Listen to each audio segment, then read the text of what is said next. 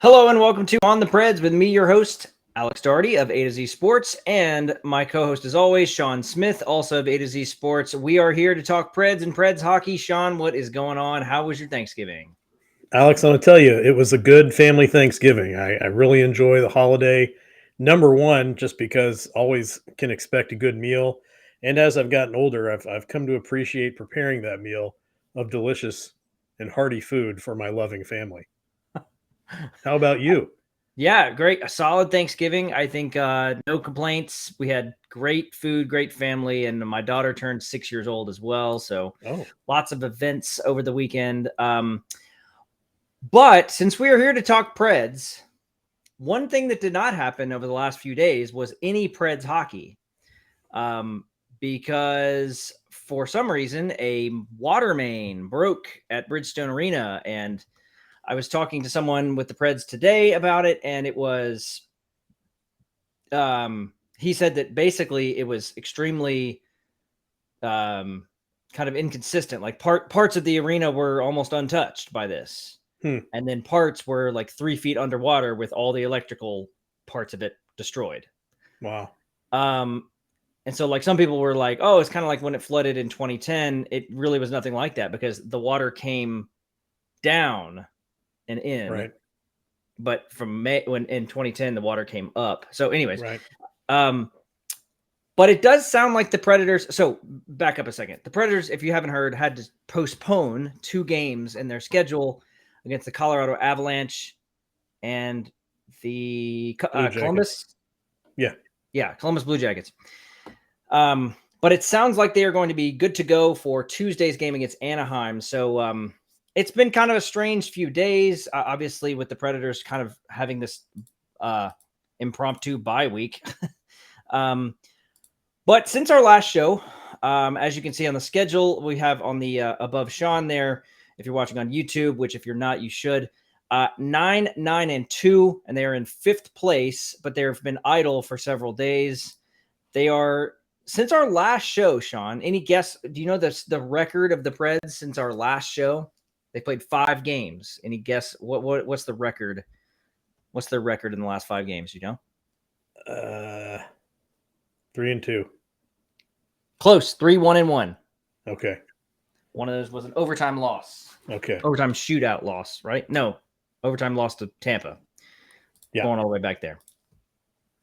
So they had a 2-1 win over Minnesota. This is since our last show. 2-1 win over Minnesota, 5-4 win over the Islanders, 3-2 overtime loss to Tampa, and a 4-3 shootout win over Arizona, and in the 3-0 shutout to Detroit.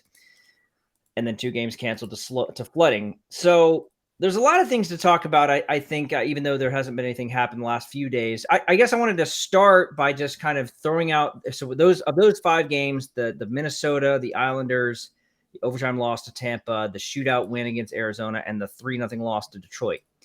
Do any of those games stand out to you right now for anything that you remember from those games specifically that you wanted to just go ahead and start off with? I would just say that the Arizona game was especially stressful for me specifically. So that one really sticks in my memory just because of the extra responsibilities that fell in my lap and how complicated that can be as you Right. come down to the wire there. I guess for those of you that don't know, I'm talking about choosing the 3 stars of the game. Um, responsibility. Sean takes it very seriously. It's a big deal for I Sean. It is. You're given, you grow up, I guess, I didn't grow up at Bridgestone Arena, but a lot of people did. But you watch these games, you go to the games and you see the 3 stars of the game at the end of the game. When the Preds win, they skate out, they throw, I think, maybe a t-shirt up in the audience, and then the number 1 star does a little bench interview. It's a really nice little moment. And you think about some of the more think about, I can remember a game when Pecorine was the first star of the game. I don't remember the specific event, but it was toward the end of his career. They had a bench interview with him. It was really Yep. emotional. It was really, those are good things. And so you find out when you start covering the games that occasionally they're going to ask you to be responsible for the 3 stars of the game. They want that in by like the last with like 5 minutes remaining in the third. Now you can imagine if it's a blowout either way, this isn't a very hard thing to do. But when it's close like that, when it's a tie, there's all these different scenarios you have to plan for, and it's really just chaos. And I think everybody involved in that process, from the person picking it to the person responsible for relaying it to like the game ops people, um, it's kind of crazy. So when you come down to the wire like that, you got to put in placeholders for like the game-winning goal, and once you hit the shootout, it's like, okay, well, if it comes down to the shootout, and they win, who do you choose? Because you got to have that stuff loaded up. So um, it all got worked out. It all got worked out. And the thing was, Cody Glass was the deciding goal in the shootout, Mhm. and so it allowed me to put him on that list, which I was really excited about because Yep. I'd written an article about him and was, happy to see that he had something positive for us to talk about. So, Cody's awesome. Yep. Saw yeah, him today. The 3 stars thing, by the way, for anyone who doesn't realize, it is just a dog and pony show. It doesn't mean anything. Not that it should not that you can't take it seriously, Sean. That's not what I'm saying. What I'm saying is anybody who takes it seriously, like it really means something, doesn't need to worry about it, because it is 100% for the home team to just, if they win, especially, to trot out some of their players as like a way of saying, this was a fun event, wasn't it? And here's some of our players that did well. And if they lose, then it's like, we don't care about the other team anyways, because we're the home team. So it's just like, it doesn't really mean a whole lot, but it is kind of important to get it right. Right. I mean, you want the player who's out there as the number 1 star for it to make sense to people. And you can't just go by who had a great first period, because that person might not be relevant anymore by the third. So yeah. it's kind of a tricky thing. And I I'll tell you, I can remember, even, and it wasn't even the first time I had to do it, but whatever it was, like the defenders they were responsible for most of the scoring. It was like a 5-0 shutout or something like that. And I was really jazzed up about the way the defenders had played, and so I did all 3 of the stars of the game as defenders, and I was really happy about this. And of course, I get done, and I was talking to my wife, and she goes, "What about the goaltender? It was a shutout." And I was like, "Oh, yeah, I messed that's up." important too. Yeah, you Yeah, got to think about so that. a lot of Uh, factors. and I don't want to spend too much time on this, but I did want to mention this as well. I had I did hear, so the home team has the rights to kind of look. It's the job of the media to jump in there and give the 3 stars, but the media doesn't really care about the 3 stars. So like we don't really care about it. Sean cares. Sean's the exception. Sean is the exception, but most of people. Most people don't. I remember one time last year there was a media member. I will not mention who it was. When I think the Preds won, and the number 1 star, I think he put the number 1 star as not a Preds player. Or maybe it was the 2nd star. I don't know what it was, but it was some situation where like basically they came back to him and said, could you change this to a Predators player since the team won? And he was just, this person was kind of like, what? And then anyways, it was just kind of funny, and it just exposed the whole thing. And I was like, you know what? This thing doesn't matter. Who cares? I'm just going to put some players that make sense. But let's move on, because I want to talk about more than just the 3 stars. I want to mention a couple things. And then on the schedule for today, I have a hockey rant. I have a rant that I'd like to go on in the second Ooh, half of the show. well, that's exciting. I have a rant. I'm excited. Just a couple of things to point out over the last like few games, just some trends. Number 1 is UC Saros. His last 5 games, he's 4-0-1 with a .928 save percentage. Now that to me suggests UC Saros is trending. That's not peak UC Saros, but that's going back to normal UC Saros. So I think, yes, exactly. I think the trend line for UC Saros is going up. I am bullish on UC Saros right now. I think he's looking better. I think he's well on his way to being back on track. Don't know if he's going to be able to get back into the Vezina conversation. He dug himself a real big hole, but you never know. So UC Saros looking good, and Lankin and his backup also looking pretty good too. So good to see.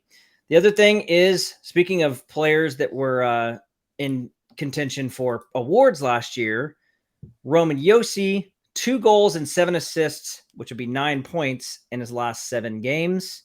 He is back to doing what he does, including a 4-point game, and I believe that was the game against the Islanders. Did he have a 4-point game against the Islanders? It's a great question. A I don't 4 know that assist one game. off the top of my head. Pretty sure he had 4 assists in that game. They were all early, weren't they? They scored a lot earlier in that game, so maybe, yeah. Like a 4-point period or something. The other thing I want to mention is an interesting development in terms of the defensive pairing. Speaking of defensemen, over the last 4 games, we have seen a stabilization of the defensive pairings, right? Yeah. Yes. And I think that is very important. And if it sticks, which I feel like it probably should, that could be an important development for the team moving forward. And so the defensive pairings I'm talking about are Ryan McDonagh with Roman Josi, Matthias Ekholm with Alex Carrier, and Jeremy Lauzon with Dante Fabro. And those pairings have stuck for the last 4 games. That has not been the case for a while. They've kind of jumped around. So what do you think about that? Do you like those pairings as they're working right now? I do like the pairings. And, I kind of look at the Predators specifically. I'm sure there are other teams out there as well, but I think the Predators play their best when they have a defense that they know they can plant their feet on. You think about building a house on a firm foundation. I think this team does its best when its defenders are kind of locked in. And I don't necessarily mean just playing at their top level. I mean, just they have the same guys out there every night. They know who's out there. They know what to get out of those pairings when they have them. And that's what allows the forwards to do what they need to do. Mm-hmm. So seeing that stabilization, I think, is an encouraging thing. I have, you said you were bullish on UC Saros. I'm feeling a little more bullish on the team with them trending in that direction as well. Yeah, it's good to see, and note that coincides with an increase in offense for Roman Josi. I think as I picture it, with Roman Josi, no matter if he's on the left side or the right side, wherever he's at, he's going to activate. He's going to play on both sides. He's going to roam and go wherever he wants to go because he's allowed to. What it allows is Ryan McDonagh can really just be can be a stabilizing force behind him, right? And make those defensive reads, prevent the quick transitions, jump back and retrieve pucks in the defensive zone and feed them to Roman Josi so he can get the play going the other way. That's important. I mean, I think if that's the pairing that sticks. I mean, that was like the last option in my mind. I did not see Roman Josi and Ryan McDonagh being a pair at all this year. I thought it was going to be McDonagh and Ekholm all year, and then maybe McDonagh and someone else. But I thought Roman Josi was just going to stick on that top line. But if this is the pairing that works, go for it. I mean, it makes sense to me. And I think too, it's funny because, like you said, this was kind of the last option in your mind. I mean, mine as well. And I think what's interesting about it is that the only thing that's changed for McDonagh, he's still playing on the left side. That's been a consistent factor throughout the season, is that no matter where McDonagh's playing, he's playing on the left side. He hasn't changed anything but his partner, but it's the style of play that Josi kind of brings to the ice when he's out there that allows him to focus on what his role is on the ice and play the game the way he knows how to play it, instead of kind of expecting him to do a little bit more than he was used to doing. Not in a negative way, but you got to have people on the team that play the roles they're supposed to play. And being the guy that's paired with Roman Josi is kind of a specific role. Now, it does put Josi on the right side, but like you said, he's going to roam. He's going to activate. It doesn't really matter which side you put him on. He's going to do what he does. And you can see what he does is get points. Yeah. So Josi there, it makes sense. The defensive pairings, I think, should stay there. I looked at the rankings where the Predators sit in the rankings, not in the standings, but like in their rankings in offense, defense, and such. Man, the offense is still just really struggling. So they are 29th. I pulled these numbers yesterday, so it might be worse now. 29th in offense, almost, third worst in the league in offense. 2.55 goals per game.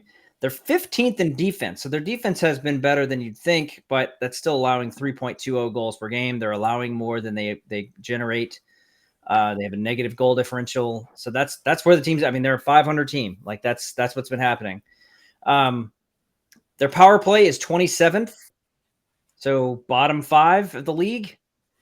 Their penalty kill, 11th, knocking on the top 10 in the penalty kill. So that's good to see. I mean, the penalty kill, I would say, has been a strength. I mean, considering that they've had to kill off a lot of penalties, they've done a pretty good job. Penalty kill is strong. And I watched them practice that today. So today at practice, they were working on special teams a lot. And, with special teams work, you get to work on both units at the same time. And so the power play was doing a lot of like 6-on-4 and 5-on-3 stuff, and as well as just regular 5-on-4. And the penalty kill was getting wins, man. Like they were McCarron, Smith, Sissons. Actually, Sissons might have been on a power play. I'm pretty sure Tolvanen was on the penalty kill. He wasn't on the power play after that. And Glass was on the power play. Who else on the power play? Oh, Trennan and Jeannot were on penalty kill. But anyways, all that's to say, I think the penalty kill is a strength right now. That's one of their strengths. They can kill some penalties if they need to. Well, like you said, they'd gotten a lot of practice, although I feel like there have been a lot less penalties taken in the more recent games, which is, I'm sure, something they've had a lot of conversations about because it was getting a little out of control there for a while. But I always go back to what I remember Matthias Ekholm saying. I think it was last season, maybe even the season before. They expect to kill off, 2-3 penalties per game. It's not that the goal is to get no penalties. It's that you don't go too far over that 2 to 3 every night. So as long as you're seeing, 2 to 3 penalties taken, you allow your penalty kill to do its job. When you start getting up into that 4 or 5, or God forbid, 6, 7 penalties a night category, you're really putting a lot of work on the shoulders of that penalty kill unit. And it gets harder and harder to kill them as the night goes on. That's right. So the team likely could be trending up. I said trending up in the thing up there with a question mark. Perhaps trending up. If it is, it's very slight. It's not a major trend, but maybe trending up. We'll see where they go on Tuesday. Before we move on, Sean, I had a question. Okay. Have you started decorating for Christmas at your house? Oh, Alex, I'm going to tell you what. That's kind of the hot button topic around the house is how long can I avoid the deluge of Christmas decorations coming down from the attic and going up outside. We started a process a couple of years ago, and I just want to point out that I'm fully supportive of this, and I love decorating for Christmas. But we're turning our house outside into a gingerbread house, so you can imagine that's a lot of work. There's candy canes to be hammered into the ground. There's giant popcorn garland to be made and strung. And of course, once you get all the outside stuff done, guess what happens? You've got to bring 1,600 totes down from the attic all the way downstairs to be put out in the house. You know what that does, Alex? It's a lot of work. And you know what happens at the end of the day? What happens? You know what happens? What happens? I need to relax the back, Alex. If you want to live better, feel better, and sleep better every day, you need to check out the Relax the Back store. And I'm going to say this. They have tons of customized comfort options for the office, for relaxing at home, and for sleeping at night. Ergonomic office chairs, zero gravity chairs, all perfect for getting your spine in the correct position so you can work better every day. You want to talk about recovery? My back's hurting. They also have quality recovery options. If you've been injured or you're just recovering from a workout or putting up all of your Christmas decorations, they've got massage chairs, recliners, foot massagers, back massagers, all of it right there in the store. You can see the store on the screen right now. They've just redone it. It looks incredible. It's one of the most wonderful stores to step into. Even without relaxing the back, you feel more relaxed anyway. So you've got to check all of it out at the Relax the Back store in Green Hills. Go to 2020 Glen Echo Road, right there in Green Hills. Sleep Agent is on hand every day. Talk to Glenn, who owns the store, about the 4 pillars of wellness: healthy sleep, healthy body, healthy work, and healthy mind. Well done. Thank you, Sean. Relax the Back is awesome. All right. I've got to get to this rant. Okay, I'm ready for it. So Let me strap on my seatbelt. I really debated whether to talk about this, and it actually relates in a similar way, in a small way, to something I wrote about and published a little bit ago, Okay. which I'll mention at the end. If we're recording this on Monday night, I published something at around 4:00 this afternoon that I'd like to just mention at the end. But I would like to talk, and I said this is a hockey rant, not necessarily a Preds rant, although there is a Preds connection here, and it relates to the Preds. But my hockey rant is about what it actually takes to play this game. and what I think is a common misconception about kind of what hockey players are supposed to be, or maybe the right way to play. That is a refrain that you hear from John Hines a lot, right, Sean? Like, what's the right way to play? You know, is that guy plays the game the right way. You hear that a lot. Always. Yeah. And I think for a lot of fans, that's probably confusing, and I don't really understand what it meant, what it means, or maybe they just think it's coach speak, and it kind of is. But I just wanted. Okay, so here's what happened. I went and played in a 3-on-3 hockey tournament on Friday, the day after Thanksgiving, a turkey tournament. A lot of fun, really, really great turnout. There were like 5 teams there, so I got to play 4 games, all in one night. Really fun. I was on a free agent team, which means I met my teammates like 5 minutes before the game and had no idea who they were. So like our first 2 games were pretty rough. If you can imagine, like, imagine going to play pickup basketball and you don't even know who you guys are, your teammates are, and you don't even know what their skills are. So we were pretty rough. First 2 games we lost. By the 3rd game, we kind of got it together. We only lost by a couple goals, and then we won our final game. I bet if we had kept playing all night, played a few more games, we probably could have started dominating because we had some good players. But my rant has more to do with playing styles, and it's kind of why I think Preds fans kind of maybe just need to relax a little bit when it comes to certain like lineup decision. Maybe look, if you're a fan and you want to whine about lineups, go for it. That is your right. If you don't like a certain lineup decision or a certain person that's in the lineup, I'm not going to stop you. I just think you should really maybe think about playing styles. There's all kinds of different playing styles, right? There's goal scorers, there's playmakers, there's role players, there's big beefy guys, there's small wiry fast guys, there's guys that can really, get up and down the ice, there's guys that are going to hit the crap out of you. But like ultimately this game is just about battling. It's about winning sort of a one-on-one battle, or winning a close battle for the puck as many times as you can. And as soon as you win one, you got to go win another one. And you got to win another one after that. And it's constant battling. It never stops. Your 30-second, 1 minute, 1.5 minute, 2 minute shift is constantly battling for the puck, especially in this 3-on-3 setting that I was in. I mean, it's even more there, but at full ice too. I mean, like you are never really in a situation where you're not battling, and not just battling for the puck, but battling for position, right?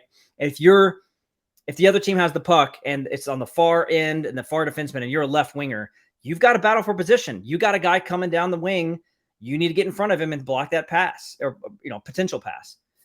So it's about battles. And so when you go out there and you do those, you battle for every chance you get, and then you have a teammate that doesn't do that, boy, does it drive you nuts.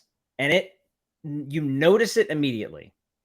So I'm just going to say, we had a guy on our team that just did not want to like work hard at all. Maybe it was the setting. He didn't care. It was a tournament. Who cares? It's post-Thanksgiving. He's just there to drink a beer and play some hockey. But I mean, I'd still like to win. I'd still like to try hard. And so when you're out there battling and you come off the ice and you're dead every time, you can hardly breathe. And this other guy just kind of comes off and he's kind of fresh as a daisy and doesn't really seem to, he only really came off the ice because the other guy wanted to come on, that kind of thing. Not fun. Your team, so here's ultimately what I wanted to say. Your teammates, they know when you're not battling. The opponents know when you're not battling. When you're not competing and really working hard, when your work rate goes down and your intensity slackens, Everybody else notices. You think they don't notice, they notice. Thoughts on that? I'll connect it to the Preds in a second, but I just want to get your thoughts on that. Well, I'll go on record once more as saying that I have never played hockey. However, my son plays hockey. I watch him practice constantly. We're always going to different tournaments and different cities to play against other teams.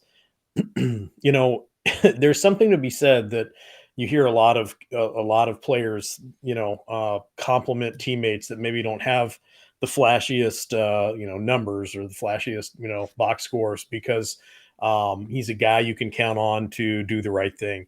And Mhm. I think about what Zach LaRue said when he had this meeting with the team before they decided to draft him. That if two guys go into the corner for a loose puck, I'm going to be the guy that comes out with the puck every time. Yeah. Um, if you want to see even at the 8U hockey level, the kids that are going to kind of rise up the ranks as far as who's going to be out there when the game is on the line, out there when they need to take an important face off in the defensive zone, things like that. It's going to be the kids that are willing to fight for that puck every time. And Um, I would put it like this. I think that you should fight, and this goes for any sport. You should fight harder. I'm not talking about physical fights. I'm talking about competing. You should compete harder for your teammates than you would for yourself. yeah, Whatever level that is to what you would compete for yourself, it needs to be more for your teammates. And in a sport like hockey, it is paramount. You have to do that because when you work harder for your teammate and they work harder for you, it creates a mindset that the other team notices. Like the other team realizes, like, oh man, this team really wants to win. This team really, there are no easy battles here. I can't go no, anywhere and have any kind of edge over this other team, even if their skill's not there. And so I think that when this particular guy that I played with, he wanted to just shoot. That's all he wanted to do. Shoot from wherever. Want to try to score goals from wherever. Whatever, fine. And so two things I was going to bring up. One is there were times where I was on a line with, I didn't really play with this guy a whole lot, but like I was on a line with someone and was, I was playing a lot. I was playing back a lot. So I was like winning pucks and feeding this guy the puck and he was going and scoring goals. And then he wanted to play with me. He said, well, let's put us together because I think we'll have a better chance. And I was like, I didn't say anything, but I was like, I know why, because he didn't want to be with this other guy because the other guy never passed. And then later in the game, I kind of broke in and fed this guy a pass. Like I'm going to be honest. It was one of the best passes I've ever made in this 3-on-3. I fed him. I came in on the left side. I made a drop pass kind of right on his tape, right in the middle of the ice. He one touch and he scored. I'm talking about the guy that I didn't like playing with. He scored. He didn't say one thing to me. He didn't say nice pass. He didn't say, oh, that was great. Nice job. I don't need that. I'm just saying like, that's kind of how this guy was. He just kind of scored the goal and did his little thing and then went back. So it really, really is not fun playing with those guys. And so I wanted to connect it to something I wrote today. So I wrote a kind of a longer piece, not something I normally do, but I wrote it on Cole Smith.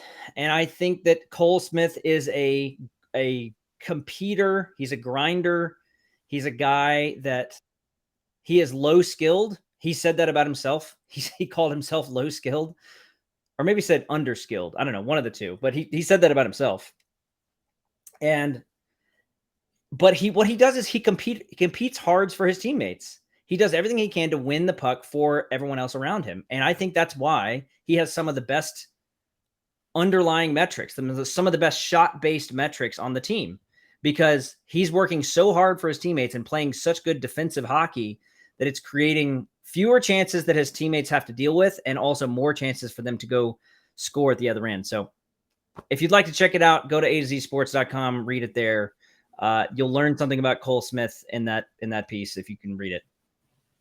yeah, and I'm going to say I've already read the article. I got the opportunity to see it along with everybody else out there, but I wanted to take the time to read it as quickly as I could. Incredible piece of writing. I'm not just saying that because we're on a podcast together, but I think it's interesting that, he's someone that's been fairly polarizing. I wouldn't say polarizing because there's not many taking the other side. He's been he's really kind of been Yeah. unifying the Right. ire of Preds fans, I guess I could say, who's kind of turned into the whipping boy this season, and it hasn't seemed merited. I mean, I pointed out several times that he's whiffed or Craig Smith several opportunities, and I was really making that comparison because they're both C. Smiths, so it was kind of interesting. But I didn't if even think you about get that. I don't yeah, know why well, I didn't even think about that. You would probably well, notice that first because of the Smith thing. So, well, I'm gonna say I got a little bit of a bone to pick with you. And uh-oh. I'm never gonna complain about being in the same uh wait area here with Roman Yossi because two handsome guys and one side of the page can't go Oh. wrong. But I feel like we've got Cole Smith over there under you making an appearance for the first time on the graphic, and I feel Mhm. like this should have been the Smith corner over here. Yeah, Um, I you're right. But I wanted to give it some balance, you know. We have Smiths on one side, Smiths on the other. Now you're covering more area. well, I guess it's just now there's just a whole lot of handsome over here on this half of the screen. So But I think the one of the takeaways from that was from me from writing it was um I think we've gotten away from kind of what the true role player is on a hockey team. I mean that was a really that was like a prototypical 90s thing to have these role players, whether it was an enforcer or whether it was a checking line. Like that was just every hockey team in the 90s and probably part of the 2000s like loved the role player. I mean that was like a big part of designing a hockey team. And we got away with it or got away from it because people fell in love with the elite, goal scorers. I mean, like for good reason. I mean, those players are you need them to win Stanley Cups. Like when Ovechkin and Crosby came along, and Patrick Kane and Jonathan Toews and that whole crew, like that. I feel like there was more of an emphasis on okay, now you need to go get an elite talent like a Connor McDavid, and then you'll be a good hockey team. And I just feel like there's enough of a take for example the Washington Capitals. Alex Ovechkin, huge elite goal scorer, Hall of Famer, might break Wayne Gretzky's record, but Devontae Smith Pelly was a big part of that playoff run. yeah, That's a role player. That's a typical role player right there. I mean, there were players on the team um, that had roles that were not about goal scoring. They were about competing to win for your teammates. Coached by um, Barry Trotz to be that kind of team. So, anyways, I just think that is something that a lot of fans have kind of forgotten about, and is an important part of hockey that should be reminded of. I'm gonna add one thing here, and I know I've been talking a while. The complaint that Cole Smith is taking Philip Tomasino's roster spot is a valid one. I would agree with you. Philip Tomasino needs to be in Nashville. I just don't know that he needs to take Cole Smith out of the roster right now, out of the lineup. Some other guys have not been producing quite as well. I mean, like, I don't know if Colton Sissons hasn't really been exactly like Colton Sissons. I'm not saying bench him for Tomasino, but there's probably other places you could fit a Tomasino in and not. Yeah, I mean, I like him, but like a Michael McCarron, like I think you could probably do without a Michael McCarron rather and put Tomasino in that role. Just saying that's one guy. I don't know if it's necessarily him, but that's kind of my thoughts right now. well, I want to add to that. I want to kind of ask a question here because and it's a leading question. So just tell me what you think and then get out of the way because I got more coming. But the complaint I think early on about say the fourth line this season was that it didn't seem like a line that was expected to produce a lot of offense. Mm-hmm. And I think the outcry was, well, why can't we get a young, skilled line out there? Why can't we get a line with Cody Glass and Ellie Tolvanen or Philip Tomasino Mm-hmm. to play together on that fourth line? They'll play sheltered minutes. They can learn to be defensively responsible, but they can also develop chemistry. Do you think that was kind of the issue at the beginning of the season? Yeah, I think so. Yeah, Okay. that would, along with other things, that was part of the problem. So let's say that, you know, and I've seen this pop up a couple of times where you've got Cole Smith playing on the fourth line, but you've also got Cody Glass playing on the fourth line, Ellie Tolvanen playing on the fourth line. At that point, doesn't it seem like you've got two younger, highly skilled offensive playmakers playing with a guy that is going to go out and demonstrate not only the work ethic or the mindset that Hines is looking for, but also someone who can create space for those guys to go do the things they need to do to be the offensive powerhouses everybody wants them to be.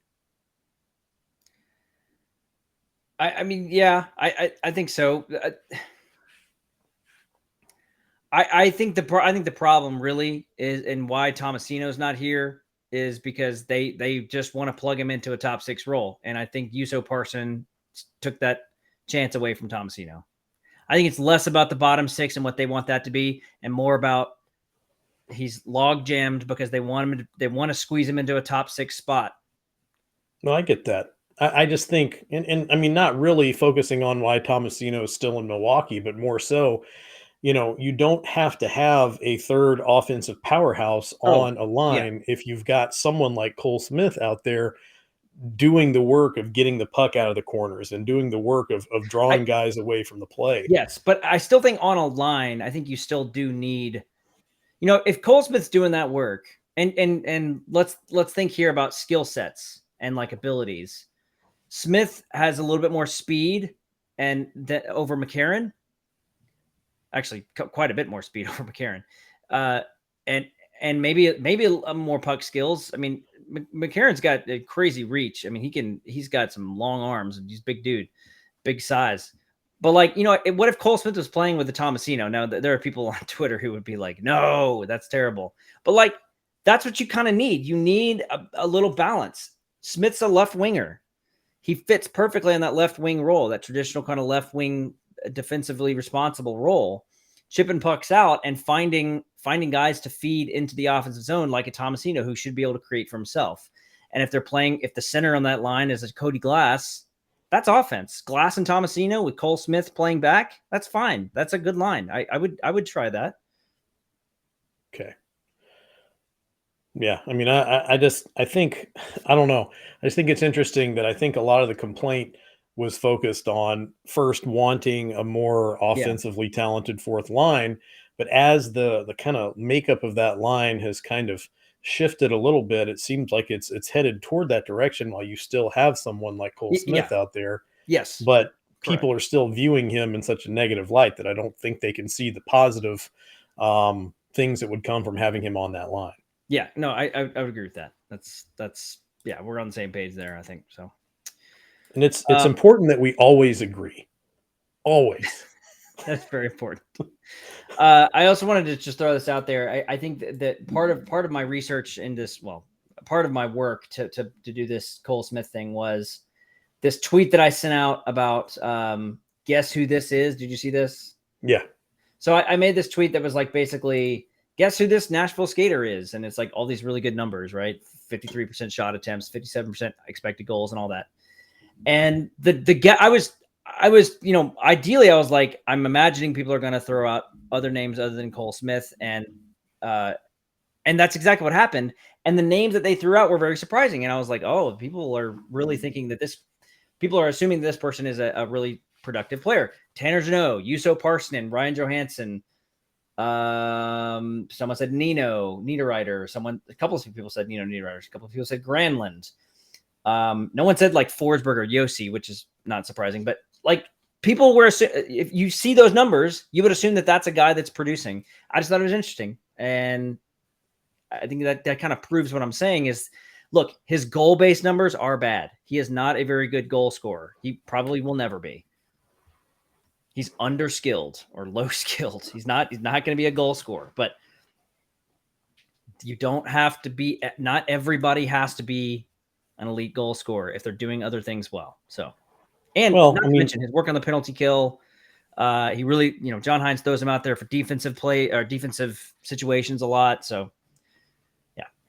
But how many teams can you point to and say, this team throughout the course of the season had every forward or all 12 of their main, starters at forward score, 15 plus goals. I mean, it Yeah, doesn't not happen that many. I mean, often, like, does it? I mean, I think the difference most people would say is at the top anyways. I mean, the Colorado yeah, Avalanche have 4 or 5 elite players. yeah, McKinnon, Landeskog, Rantanen, Cale Makar. I'm probably forgetting one. There's 4 right there. Those 4 Taves. players are better than the top 4 players on the Preds. They're better than Forsberg, Granlund, Duchesne, Johansson, or Yossi. That they just are. They're way better actually. So yeah, I mean that's the difference. Like their top core is way better. Their bottom 6, their bottom 6 is not that much better than the Nashville Predators bottom 6. It's like a little better maybe, but not that much. Same thing with the really good teams, even the Oilers. I mean, their top is with McDavid and Draisaitl is unstoppable if they get going. Unstoppable. Best in Yeah. the league. Their bottom 6, I mean, after Nugent Hopkins, it's like there's not really comparison. And so yeah, no, I think you're right that there's a lot of bottom 6s out there that look a lot like the Nashville Predators bottom 6 that don't put up 20, 25 goals. No. And if they are, then they're probably not as solid defensively as you think. So Back at the beginning of the season when everyone was slinging, hurling mud at poor Cole Smith. I made the comment. I don't know if it was on this podcast. I don't know if I wrote it in an article. I don't know if I was just talking to the wall. I'm not really sure. But at some point, I said, I'm going to stick with this, that I don't think the Predators' problems can be pinned on one guy. I don't think you can point to a guy on the team and say, this guy right here, he's the reason that the Predators aren't winning. I think it's an overall commitment to playing the style of game that they can be successful at. And, when you see guys that are, say, getting benched for the third period or, not playing every night, I think I think that's what they're looking for, is they want to see that commitment. And that commitment isn't going out and making elite plays and being a 40 goal scorer. It's going out and, like you said, doing what the team needs you to do in order to create space or to win some kind of advantage, or those small victories that you've got to have over the course of the night to put your team in the best position to win. Once they commit to that, that's where you start to see them thrive. But yeah, as long as you still have that where it's not happening at the level they expect, you're going to keep getting those middling or low to middling results. Yeah. One other team I was going to throw out there for an example of what you were talking about a second ago, the Dallas Stars. Okay. Their top line with Jason Robertson, Jamie Benn, Joe Pavelski, and Tyler Seguin, and Mason Marchment, Rupe Hintz. That's a great top 6. I mean, that's probably the best top 6 in the Central Division right now. I mean, after that, there's not much there. I mean, there's Luke Glendening and Roddick Fox is still playing there. Wyatt Johnston's a good rookie, but he's still a rookie. He's got 5 goals as a rookie. Ty Dellandrea. I mean, these are like fine players, but like these are not. These are equivalent to a Tanner Jeannot and a Jakub Trenin and a Colton Sissons, and dare I say it, a Cole Smith. Maybe Cole Smith's more of a I don't know. I'm not going to make a good comparison here, but like, I don't know, someone on the Stars is probably a comparable Cole Smith. Like, that's not where the difference is. The difference is Jason Robertson is insane. He's an insane player. He would be the best player on the Predators right now. Be the best player on a lot of teams right now. Exactly. Like, Alex, let me ask you a question. You've brought this up, and now it's made me think. Who is your favorite player to watch play hockey? Current player currently playing hockey to watch outside of the Predators. Who's your favorite player to watch play? Outside of it has to be outside of the Predators. Yes. Okay. Do you want me to tell you mine while you think? Yeah. It's Leon Draisaitl. Okay. Past that, it's Robertson. That kid is incredible. I could watch both of those guys play all day. I think mine's probably McDavid. I don't think I don't think I could ever get tired of watching McDavid, no matter what he's doing. I think the speed and the puck skills are just too insane. No, he's Who, incredible. as someone who follows 100 different hockey Instagram profiles, and I just watch hockey stuff and like training videos and like little skill trick shot stuff. I mean, that McDavid is a constant, just like skill machine. And like every single video of McDavid, I'm like trying to slow it down and watch how he's doing what he's doing. And it's insane. And like, there's a video, sounds creepy, but it's not. There's a video of like a 14, 15-year-old Connor McDavid training for hockey. I don't know if you've seen this. It's like nuts. I mean, it's like at 14-year-old Connor McDavid would score 25 goals in the NHL right now. Oh yeah. If you had a kid that if you had a child involved in hockey and they were learning hockey, they were on a team, they wanted to be good, they were bought in, if you will, whose videos would you show them and say, hey, this is who you need to watch? Would it be McDavid? Well, actually, that's a different question. I don't know that I would. I don't know that I would steer them that direction, just because like he's a freak. Like that, he's an absolute freak. Like that's kind of not the expectation. I would probably show him something more like, I don't know. I would probably try to find, honestly, maybe like someone like this is not necessarily the player, but like Juuso Parssinen, like how hard he works, right? I mean, like every shift is like a battle, right? Right. Trying to maybe find someone like that, because you want to instill a sense of like, you've got to work hard every shift. If it's your kid, you want them to know this is not going to be easy. You need this. You need to work hard. Every single shift is going to be a battle, and you're going to come off the ice dead every time. It's not going to be deking 8 times around a defenseman and scoring a sick goal, you know? Right. When I talked to my son's hockey coach, he made the comment, and we were talking about Parssinen. I asked if he had a chance to see him play, and he said, he's one of those.